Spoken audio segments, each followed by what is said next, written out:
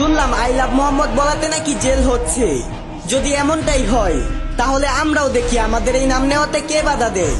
আপনারা যারা এই ভিডিওটা দেখতেছেন তারা সবাই সবার প্রিয় নবীর নামটা কমেন্ট করুন। এত পরিমাণ কমেন্ট করুন, এত পরিমাণ কমেন্ট করুন যাতে তারা বুঝতে পারে এই নামের প্রেমিক হাজার হাজার লাখ লাখ মুসলমান।